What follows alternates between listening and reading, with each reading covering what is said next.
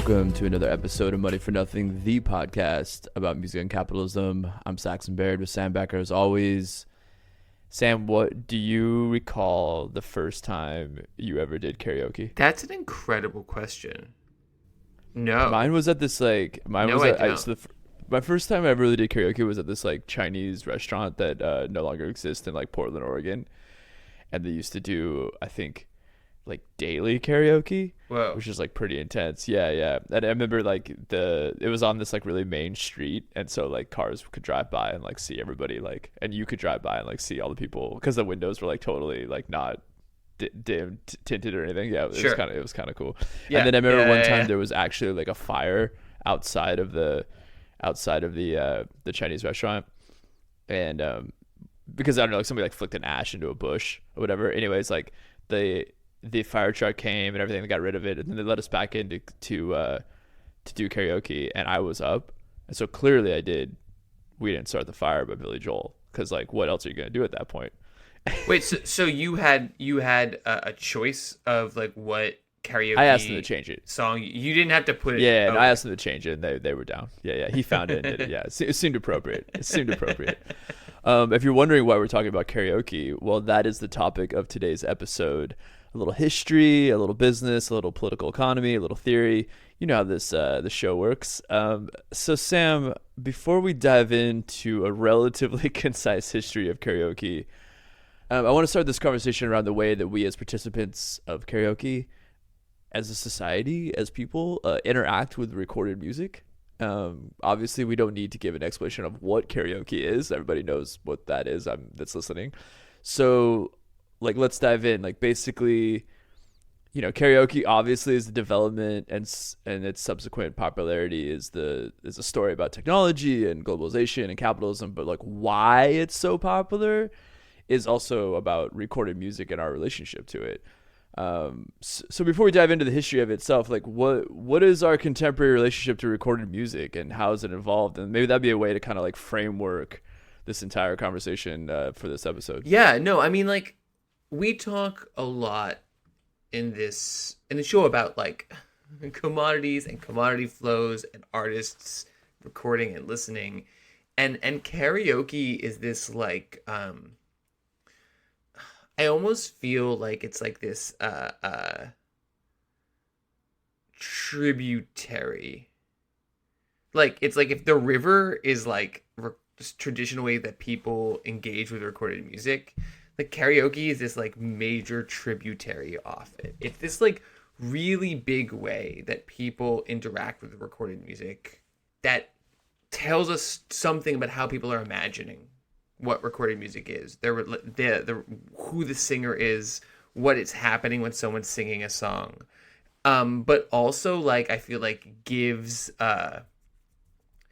not to get too Freudian here for a second. Please get Freudian. But it's sort of the return of the repressed of folk music, of recorded music, right? Damn. It's the flip side of recorded music, in that a recorded songs circulate, people perform them for each other. Recorded music is this idea that in many ways it's there is one singer somewhere out there that you have this parasocial relationship to, and this is the putting yourself in the place of that person, but in a limited context again. So it's both grabbing the universality of pop music, but instantiating it like it was folk music. It's right here. Don't Stop Believing only exists for the 8 people in this room, but also it exists in a different way because we all know that Don't Stop Believing exists outside of this room. It's really this funny, complicated thing, and I think that it is important because as we get, as we've discussed many times on the show, pushing towards a social media future, right? Where everyone is a performer of cultural content, right? At some level, or most people are. It's a karaoke world, and we just live in it, baby. Yeah, so much more now. I feel with TikTok. I really like what you're saying, because I think that it kind of karaoke in a way is kind of that middle ground between like the concert and like you in your car singing along. It's like we have these intimate relationships with music, which then when we like go to like a massive concert, we realize that like the intimate relationship we have with music or a song or a band is like shared by like, you know, hundreds, thousands of other people. But Right. like we're all together in it. Like You only go to very small yeah, concerts. that's yeah, I mean, truly. But The relationship with this song is shared by up to 250 other people. yeah, F that. Like, but you know, we're all still kind of like in the same. We're like in the venue watching the band perform, you know, all sharing this together. But then like in between there is like is karaoke where like we're the performer itself, but it's usually not that many people. Let's say usually just a handful of friends, maybe like upwards of like guess like 50, 60 people. There's actually a bar here in Berlin that actually a queue actually forms to get into this one karaoke bar like Thursday through Sunday. So maybe a little bit more people at that place. But yeah, I like it. It's kind of like this like middle ground. I like the relation, the connection to it being a kind of like, I don't know, contemporary folk music in a way, but also like our relationship to recorded music is evolving as like technology evolves, which is kind of in many ways like the history or a major aspect of the history Right. of Totally. of karaoke. So yeah, so let's dive into the history, and it can be like a bit arbitrary where to start. Obviously, there's a long history of humans singing publicly together, both in Western traditions and elsewhere. Of course, that includes Japan and throughout Eastern Asia and other places. But I think that like where karaoke was really first popularized and created is considered Japan. Yes. And I think for definitely. our episode, I guess we're gonna start in Japan and with Shigeichi Negishi, who died this past January at the age of 100. And I think he really invented the first karaoke machine or like proto karaoke machine. Yeah, so this was really interesting. So this was like the initial. We've been wanting to do a karaoke episode for a while, because it's fascinating.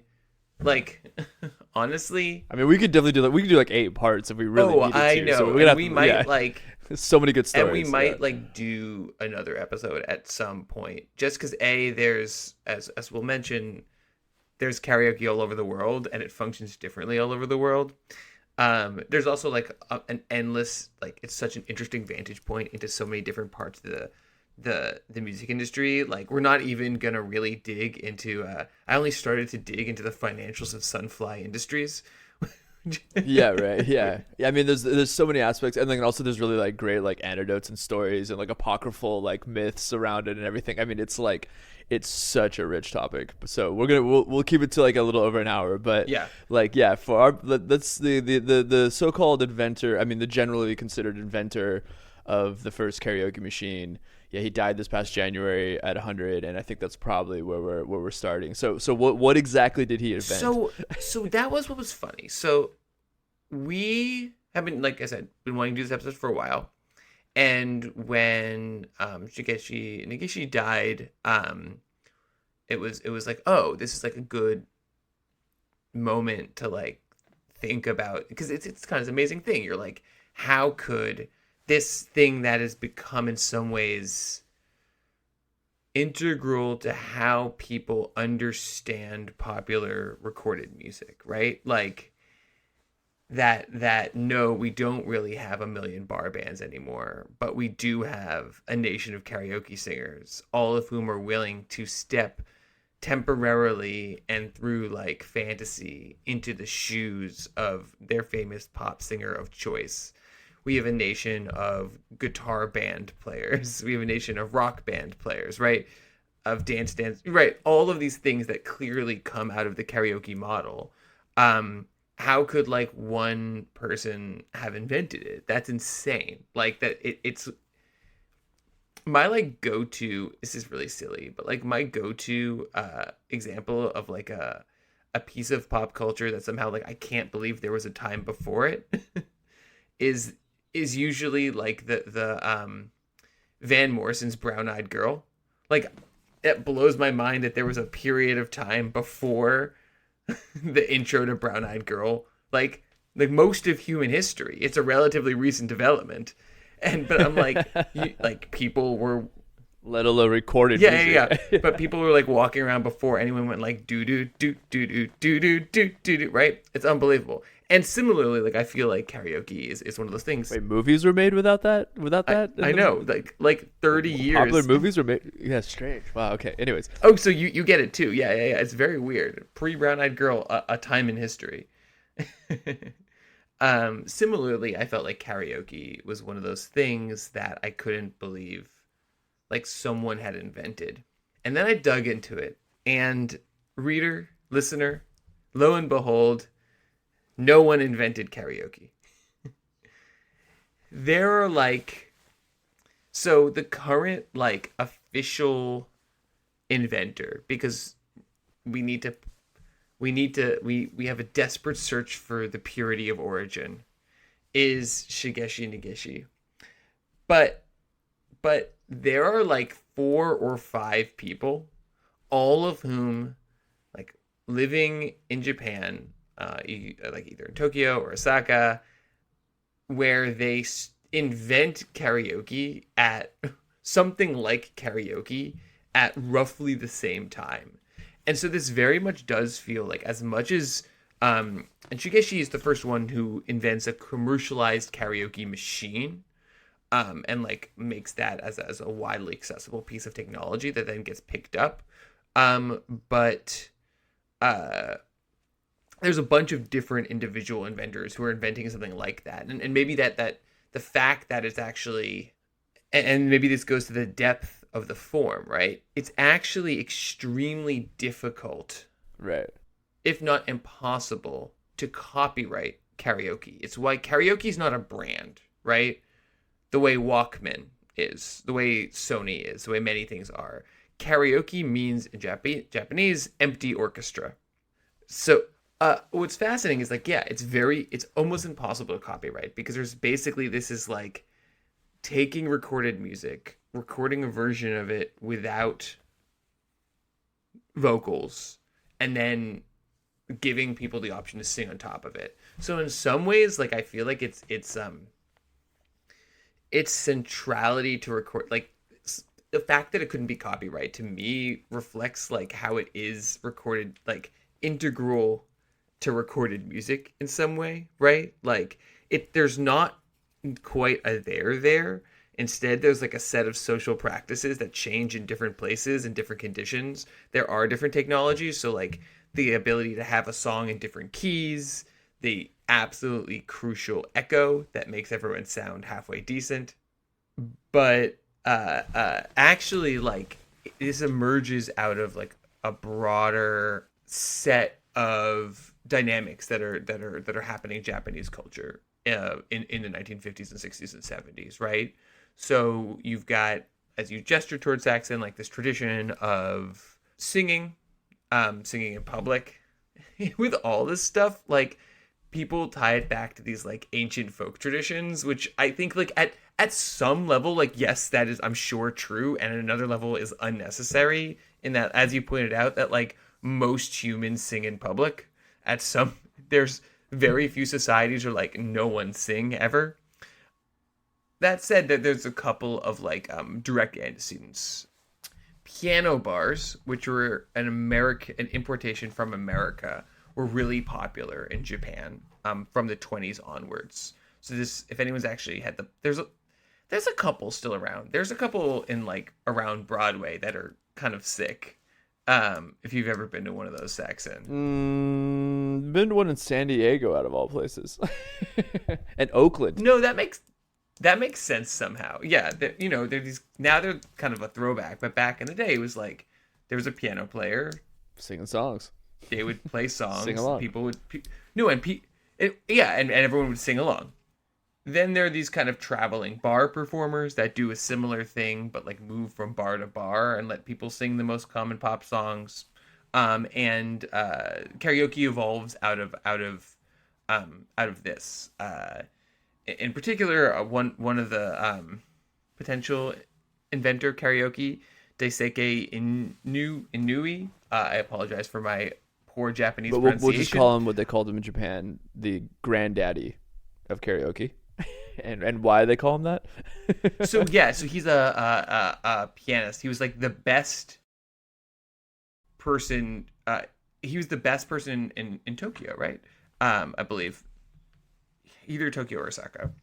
Amazing at performing this kind of piano bar music for people.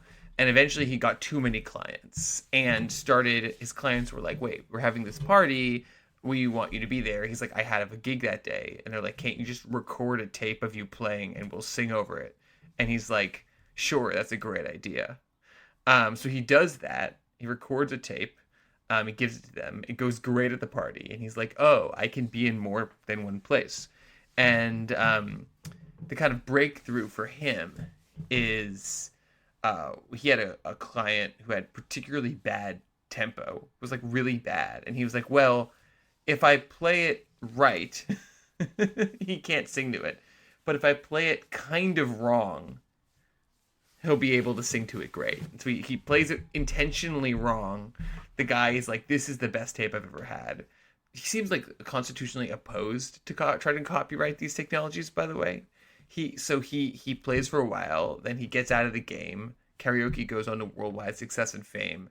And he gets back into the game by patenting a cockroach killer for the karaoke machines. Yeah, which at the time I guess were like installed at bars and like other places, and like I guess he was saying the cockroaches would eat through the wires, so he made like a specific like cockroach trap for karaoke machines, which like makes sense. People spill drinks on it. It's like the object that's most likely to be spilled on in the entire world is a karaoke machine. If not your shirt. Yeah, which is just I think kind of describes one of the many like amazing sort of stories about that illustrate this first kind of like, I don't know, 20-30 years of like the development of karaoke in Japan.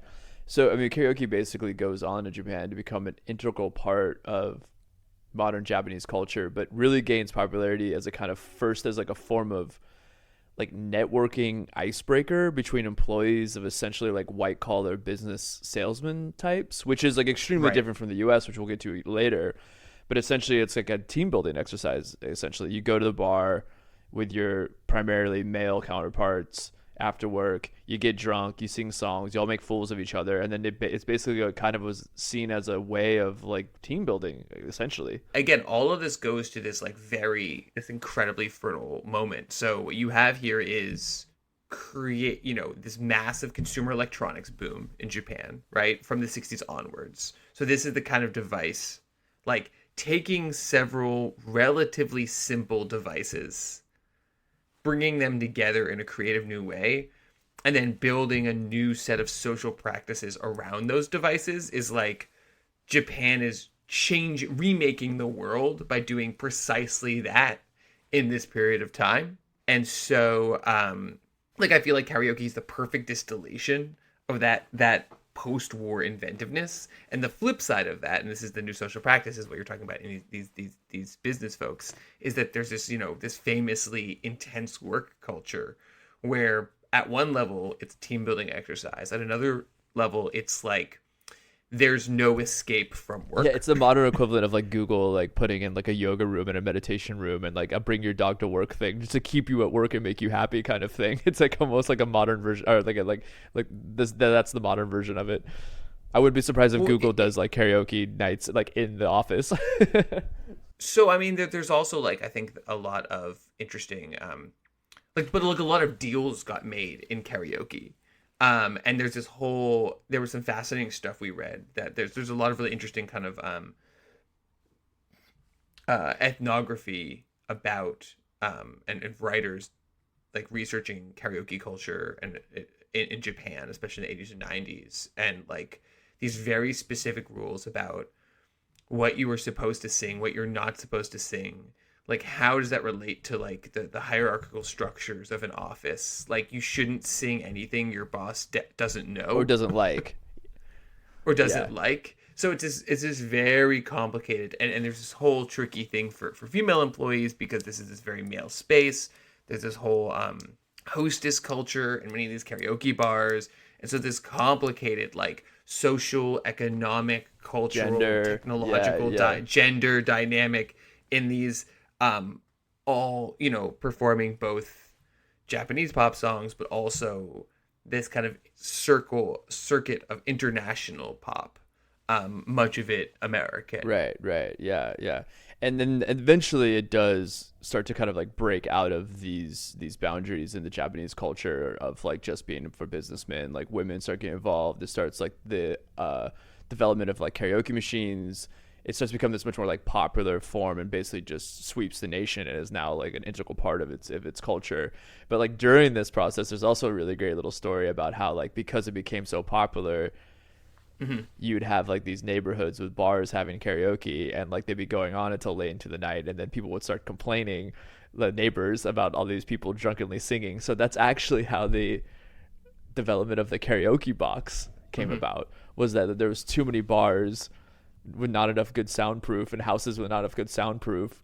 Obviously, like this is one story, but like that apparently it was annoying people. So then people started. So the Japanese,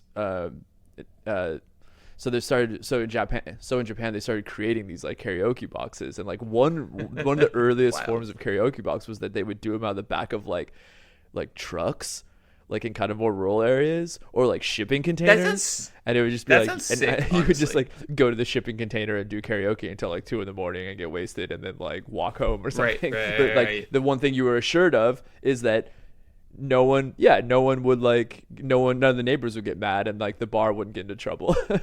In a way, it's kind of like also like the contemporary version of that is like, I don't know, those like party buses or something. Except everyone gets I don't know. Just for being a thing. But yeah, I mean, I think so I mean, obviously, like we said, like there's like a really extensive history about how it goes on to just basically completely take over Japan and become such an integral part of its culture, and then like start spreading out throughout the rest of like East Asia and other places. But I think that like, maybe moving on to how it like came over here to the US, it's also like a really wonderful, interesting story that I guess you could say started on a blackjack game on the Queen Elizabeth II. yeah. So as it turns out, I guess we're talking like probably like late 70s, early 80s. The Earl Glick of Hal Roach Studios, which I guess was famous for producing shorts of like Laurel and Hardy and like Our Gang, was on the Queen Elizabeth the second cruise ship, I guess. And a Japanese gentleman by the name of Kei Tagaki, once again, apologies for the name, the pronunciation, was watching basically this Earl Glick guy just like lose like hand after hand after hand, and he was basically running out of money. And I guess Tagaki like threw him like 4,000, and then like basically Glick ended up earning it all back. So the next day they like meet back on the boat to like pay off the debts or whatever, and I guess the ship was like on the way to Japan. And so, make a long story short, like, turns out Tagaki was the inventor of one of these really popular karaoke machines at the time called the Singing Game, and basically tried to get Glick to bring them over to the US. Glick like wasn't about it. Somehow he eventually became about it. He ordered like 8,000 of them, and they would like literally like try to market these outside of supermarkets. Like there'd just be somebody with a karaoke machine in the middle of the day in the parking lot of like Los Angeles, like trying to like sing and like sell these singing boxes, the singing game karaoke boxes. Well, it turns out, according to Glick, it didn't go so well, but it did get the eye and the ear of one gentleman named Sal Ferrero, who had a bar in Los Angeles called Dimples, and he installed it at Dimples, and Dimples went on to be the self-described as the first karaoke bar in the Western Hemisphere, which is debatable, but I think it's largely considered historically to be the first karaoke bar in America. Yeah, and karaoke has all of these global histories. I mean, legendary in the Philippines, clearly is probably the country that's most famous, besides Japan, most famous for its karaoke. And they're different karaoke cultures. I mean, and it's one of the fascinating things. And again, it's about, in some ways, it reminds me a little bit of the cassette tape, in that it's this moment where global, if you think about the emergence of mass culture and the emergence of commoditized, industrially produced mass culture as a moment that is a lot about, it's about broadcasting, both kind of at a local level, like everyone's tuned into the same radio station. So the cities are united in different ways. Areas, localities, regionalities are united in different ways. But also at a global level, you start having these massive culture industries where nothing had been like Hollywood before Hollywood, right? Just the ability to generate and then disseminate, project really culture. Everyone knows who Cary Grant. Everyone knew who Cary Grant was. Everyone knew who Humphrey Bogart was. Yeah, exactly. Everyone knew who Marilyn Monroe was. Still does, right? Right. But what you get in this slightly later moment is that you get these circulating texts, and then they do this kind of like amazing dialectical things that texts do, which is that the readers start making universes around them, and these new technologies. And I think that the uptake of this technology is really about that. Is like, we have these texts, but we want to make them our own, or we want to relocalize them. And so karaoke allows you to do that again at this micro level, and that you are singing the mass cultural songs in this fascinating way. Like, you're stepping in for global, right? In some ways, you're appropriating global capital to your voice. Yeah, that's interesting. I mean, you're also kind of saying though that like this is also kind of what it sounds like you're describing is like the development of like the pop star with like the Cary Grant reference, right? In the sense that like these stars are actually in a way to kind of like support these like industries in a sense, and like create like markets around these industries, like around the movies. You have tabloids, you have like, whatever else, Sure. Yeah. And then so it's interesting. So do you think like in a sense, would you also consider that like karaoke is maybe in some way a sort of offshoot of like the pop stardom culture of music, of like modern contemporary music industry? Yeah, I think that's right. But in some ways, it's like postmodern pop culture. And by postmodern, I'm talking very specifically if you think about like 80s, 90s, 2000s. I think we're in a moment that's after that cultural moment now. It's really annoying because like post whatever. People like need to stop calling things modern, because it's really confusing and annoying for everything that happens after it. Everyone's like, no, this is the final stage of history, guys. It's like, it's one of my favorite things. We've probably talked about this on this podcast before. It's like the litter of history of literary movements all called the new thing in a different language. Right. Right. And nouveau. Yeah. Art nouveau. Yeah. But in some ways that like 40s, 50s, 60s moment is the generation of this increasingly global pop culture and pop cultural landscape. Like, it can't be not just contained by these industries. Like, it ends up being localized in all these different ways. And I think, again, like, karaoke is this beautiful example because it's localized at the individual level, right? In that it's literally you in a room with friends or enemies or non-acquaintances. Actually, I take it back. No one's a non-acquaintance in a karaoke room. You're either a friend or an enemy, but like there's nothing else. But also, I think that the way that karaoke culture more generally gets localized, that there's a set of distinct national karaoke cultures, all with their own set of like standards and practices and traditions, and none of them are the real karaoke culture. There's no original. I mean, there is like Japan, but at this point they all have these distinct different karaoke cultures.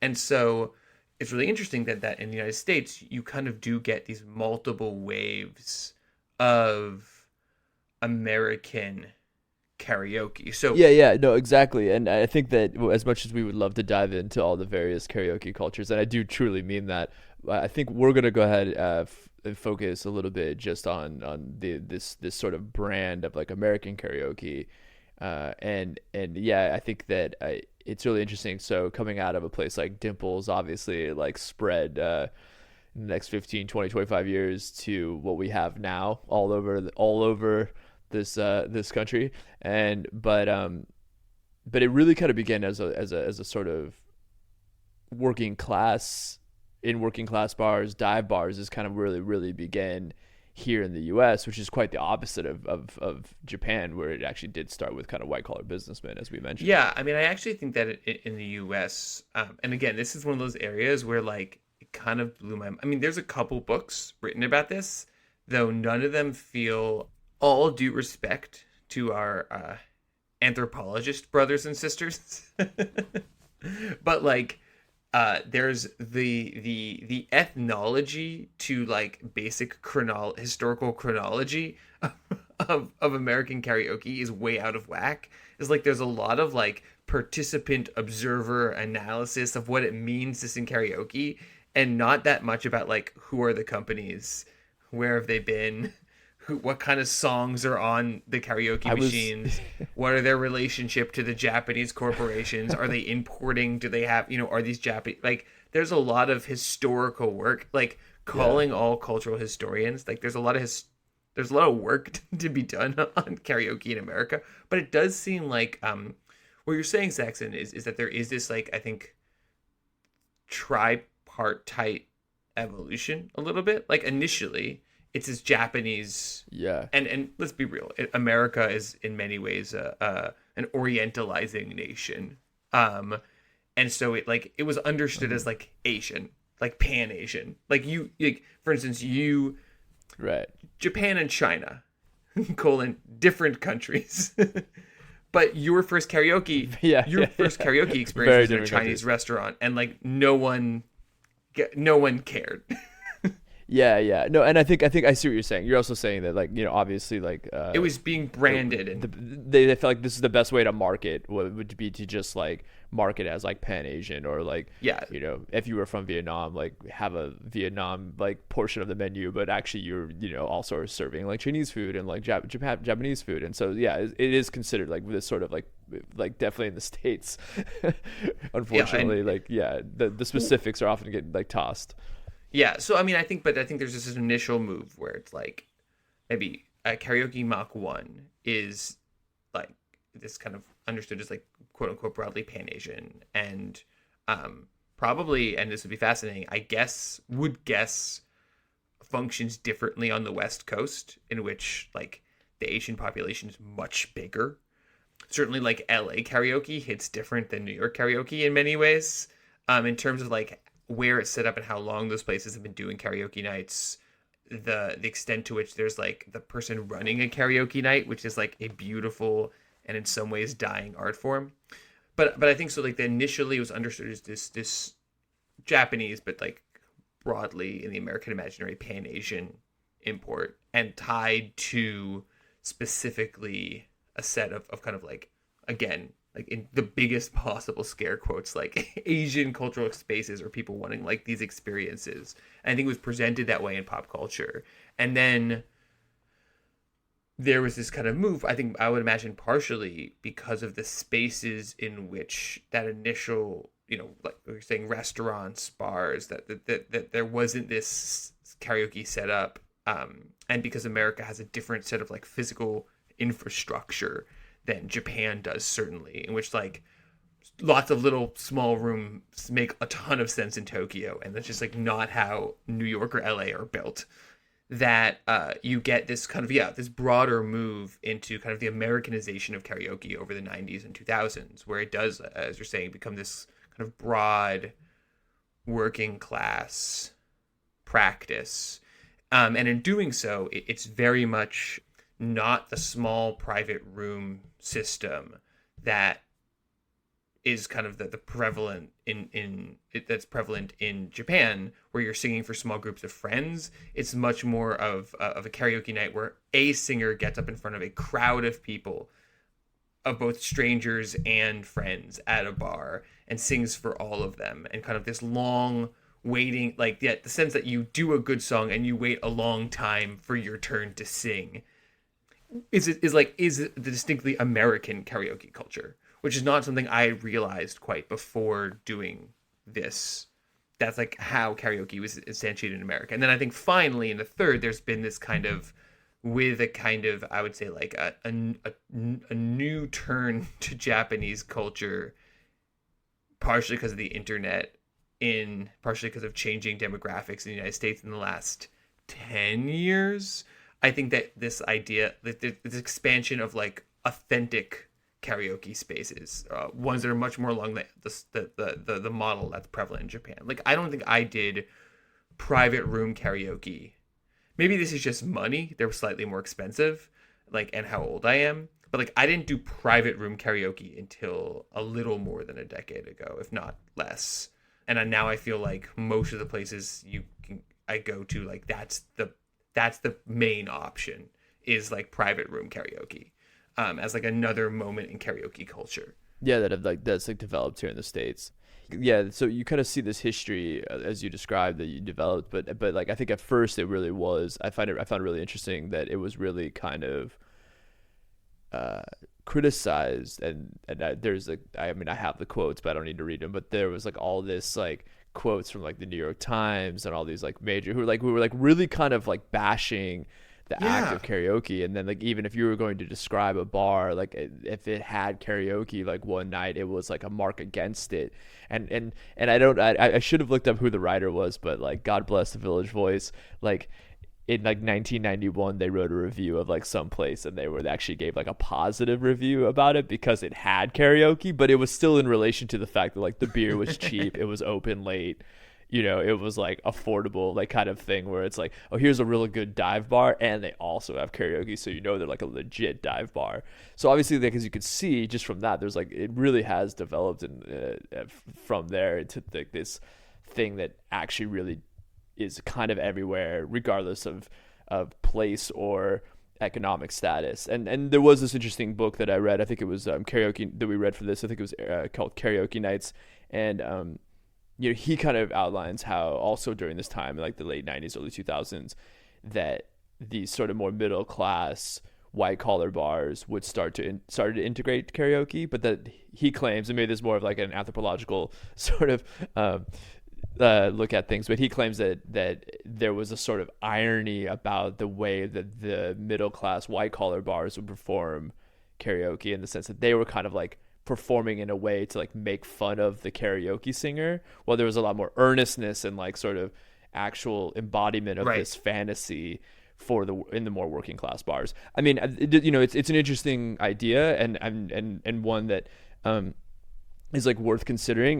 But I do think that I do think that today this distinction doesn't really hold any more weight, because of the fact that it's just become so ubiquitous, regardless of city, like economic status or anything, which actually I think makes it even kind of in a way more powerful, because you could walk into a place and you could sing with or perform next aside, or like watch somebody who's like a C-suite executive belting out a Taylor Swift song, and then like the trash man or bartender will get up and like do something else as well. So it's actually kind of like a bringing together of all that now. I feel like there really isn't that divide.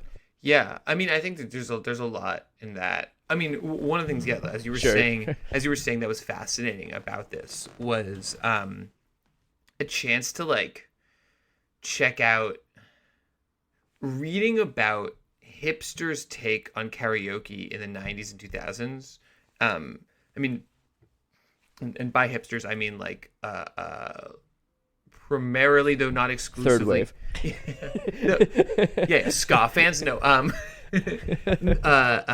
mean like the kind of like primarily white, primarily upper middle class, high cultural capital, college educated knowledge workers.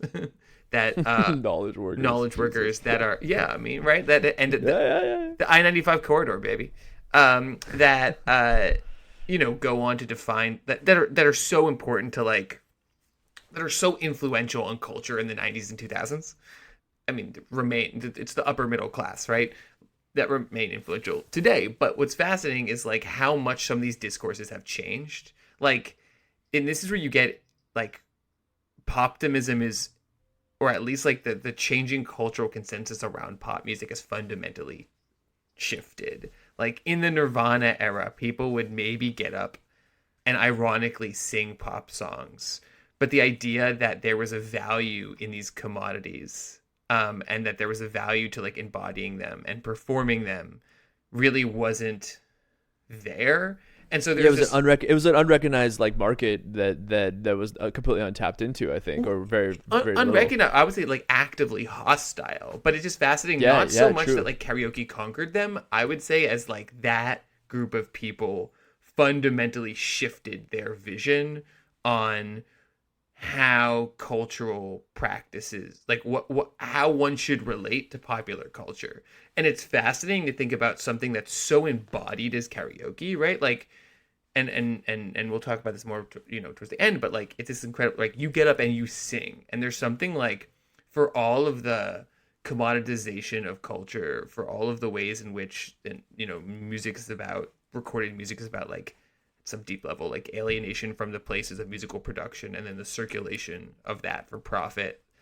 Like you get up and you sing your little heart out, and it's a deeply human experience. It's like why it's like why we have voices. Why we have voices is to sing, Saxon. And like as like over the top of that sounds, like at some level I do believe that. It's like, and there's like not like there's fascinating evolutionary stuff about like why human beings sing together. Like it's a way of creating group cohesion that's much faster than grooming each other, because like we're monkeys, but like we're monkeys that operate in bigger groups. I mean, that's pretty far afield from this, but I do think there's something like fundamentally human about singing in groups, and you do that. And so in a karaoke room, and thinking about like, it's very easy to look back in the 90s and be like, in many ways it's a very similar time. Certain elements change, beliefs, certainly like the expansion of LGBTQ plus liberation, various views on gender, but also like when I think about like it wasn't cool to get up and sing, I'm like, whoa, that's like a very different cultural moment, like profoundly different. I mean, I would argue it's still not cool, but that's kind of like the point, that it's almost like kind of a breaking down of those sort of like false cultural barriers of taste. Or cool doesn't have the meaning it did. Those structures of cool don't have the meaning they did, or that people Yeah. can go in and out of cool things more easily. No, I think you're right. It's not cool, but like it's yeah, it does. That doesn't. You don't carry the taint of karaoke with you after you leave the room. Yeah, like, oh, that guy's saying karaoke, I can't hang out with him. Yeah, yeah, exactly. Yeah, nobody's doing that, even if you don't like it, for sure. It's such a, like it's it's just so ubiquitous at this point. Yeah, I mean, maybe like to like slide into like the last half of this, or the last third of this episode. I'm kind of curious, like maybe like the relationship that it has to more directly to the music industry, and also thinking about something we mentioned at the top of the show, which is like its relationship to like TikTok. Like does TikTok even exist without karaoke and the popularity of karaoke? Does it in some way, even also social media, does it help karaoke, or does it actually in some way kind of like take away from it, and from these sort of communal aspects in which you were talking about, like now are happening in this like isolated square frame of a reel? Yeah. Yeah, maybe to start, like, I mean, maybe let's just like kind of like break down, like, I mean, I don't know, like what role does like karaoke play when it comes to sort of like the bigger, capital music industry?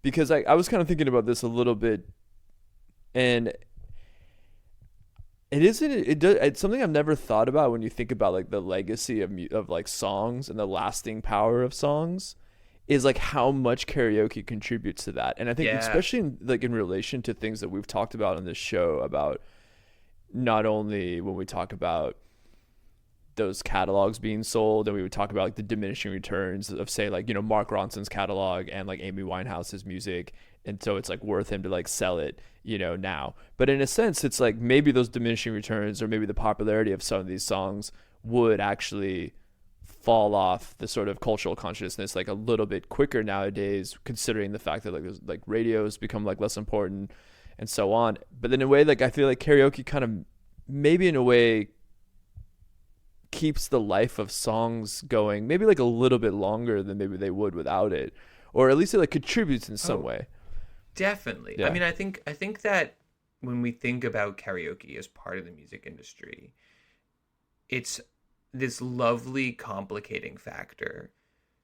The way I'm increasingly thinking about the music industry, which is kind of, like I said before, with that kind of labored tributary analogy, it's like I think the music industry has got primary commodity thrusts, and then those primary commodity thrusts often create like reactive secondary forces of commoditization and social practice that often are kind of related in dialectical ways to them, and the industry makes profit off of all of them, but all of those kind of create this multiple sets of temporalities and multiple sets of cultural relationships and cultural practices that we use to interact with pop music, all of which connect to shape our understanding of what pop music is and what music is, and kind of all of which make this really messy, super complicated picture. So if at one level, if you think about pop music as being about the new, right? And that's like it's the defining innovation of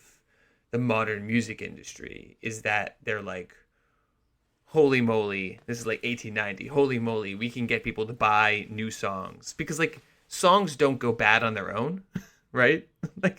They don't go bad. Like there's nothing wrong with an old song. You just need to convince people that the new song is better in some way. And so you create the introduction of fashion to musical practice is like crucial. And like you're saying, radio is an important complicating factor. There's top 40 radio. I mean, in some ways, another push through all of this is like radio used to be almost exclusively top 40 radio. You get like progressive freeform FM radio in the 60s where you start getting older tracks and album tracks, but like it's radio, until fairly recently, the idea like classic rock is a major innovation and something we should probably do an episode on in the future. But yeah, I mean, I think that karaoke is fascinating, right? It is like, if pop music's all about new, karaoke is about like the opposite of that in many ways. Like, yeah, you can sing a brand new hit song in karaoke, but at least in America, the way people do it is very rarely are they singing. I don't know if I've ever seen someone sing a song from less than a year. Yeah, I mean, well, first of all, I would just say like minimum a year old. Yeah, well, I got a couple thoughts on that. Like, one, I think because like the technology to turn around and like get a karaoke version of a hip song in less than a year is only till like recently. Like when I first started karaoke like 10 years ago, it's like you still were like looking through a book kind of thing, right? Not 10 years ago, longer than that, but you get the point. So first of all, that's limited as well.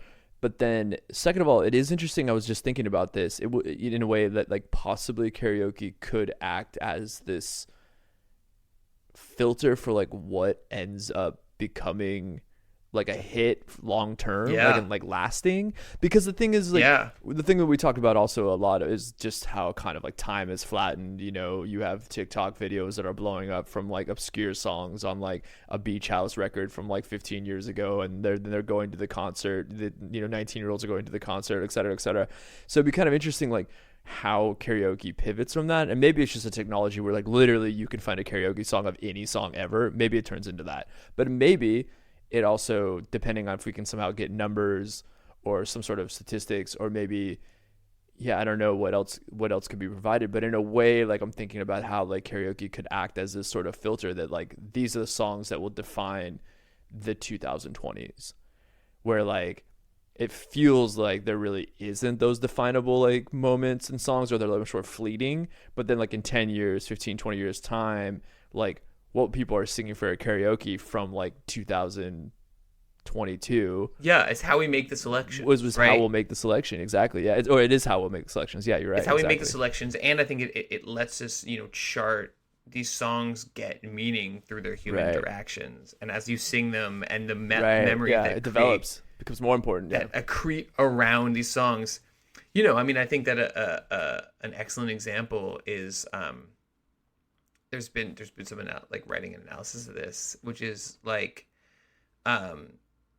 Brightside, right? Mr. Brightside was not the biggest hit off the Killers album when it was released. It it didn't chart particularly highly, but like that has become the defining and one of the biggest songs of the 2000s. It's played at every wedding. It's people sing it all the time at karaoke. It's like an iconic song, and it's because I mean, none of the other songs of the Killers album, that first Killers album, have really survived in any meaningful way. There's the I've got soul, but I'm not a soldier. Oh my God, I don't even know what that is. Oh no. But actually, weddings is like another way of actually like seeing this as well. I mean, I used to work. I think I've mentioned this probably on the podcast, but I used to work as a bartender at the Brooklyn Botanical Gardens during the summer, and did worked like over 200 weddings, like no joke. And it's like, yeah, there's like the same sort of 7 or 8 songs, but like even if you play them in a wedding, you play them at multiple weddings, and people like hear them a lot, and then they're and then you bring in this also like karaoke aspect of it. It really does kind of create this whole other personal relationship to that song by creating these like memories and like keeping it alive, and like even if the song came out 8, 9, 10 years ago. Yeah, and so it'd be kind of interesting to see how that actually maybe works against the way that like TikTok works, where it's like, yeah, maybe a song gets revived, the band that goes on tour they recorded 8 years ago is like, oh, this is like part of like a viral TikTok hit, and so we need to play it into our set now. But how much do the revival of these songs, or the sort of pulling out of these obscure tracks for a social media real like, oh, does it disrupt the I mean, so which I also should mention, as we're recording, like the TikTok ban did pass, which is also kind of crazy. So maybe already like my references are dated, but yeah, but no, I mean that Mr. Brightside point is from journalist and writer Katie Moulton, and we've actually talked about like seeing if there's like a way we can computationally like pull out, like look at DJ, because since there's been digital wedding DJs, right, everyone has their playlists. So like we're like, can we track the changing songs that are played on people's wedding playlists over time? And she had a really cool piece about Mr. Brightside, in that like how that changed things, just like credit where credit is due for like a really cool work. I think it's also interesting in that I think a lot about what singer-songwriters did to music, in that there was a sense of standards, right? Right. In the jazz era, this idea that there are these songs that everyone sings and everyone knows and every rock band plays.